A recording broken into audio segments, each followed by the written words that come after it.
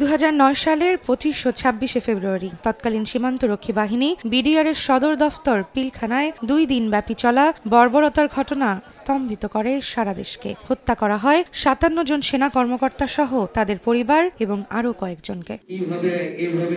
সেই ঘটনা কোনো বিদ্রোহ নয়, বরং পূর্ব পরিকল্পিত হত্যাকাণ্ড বলে দাবি করেছেন শহীদ কর্মকর্তাদের পরিবারের সদস্যরা। রোববার সকালে প্রেস ক্লাবে এক আলোচনা সভায় একথা বলেন তারা। হত্যাকাণ্ডের সঙ্গে জড়িত মূল হোতাদের চিহ্নিত করে অবিলম্বে শাস্তির আওতায় আনার জোর দাবি জানান তারা। এই হত্যাকাণ্ডের একটা সঠিক তদন্ত হোক, সঠিকভাবে এর কারণগুলো বের হয়ে আসুক, কারণের পিছনে মূল হোতা যারা তাদেরকে ধরা হোক। প্রকৃত অপরাধী শনাক্ত করা দেশের দায়িত্ব কর্তব্য।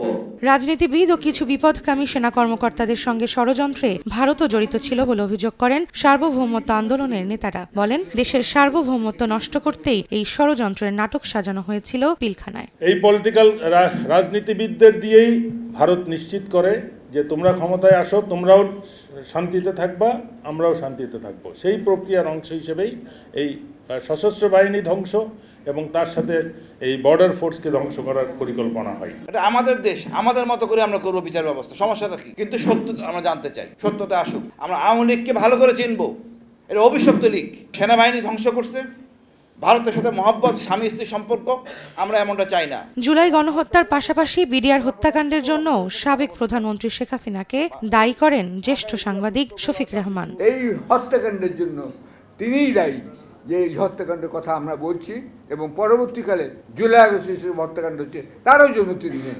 3টি হত্যাকাণ্ডের জন্য আমি অভিযুক্ত করছি শেখ হাসিনাকে, মৃত্যুদণ্ড দিলাম কিন্তু কার্যকর করলাম না। কারাবন্দী বিডিআর সদস্যদের মুক্তির দাবিতে সবাইকে যুক্ত হওয়ার আহ্বান জানান শহীদ সেনা পরিবারের সদস্যরা।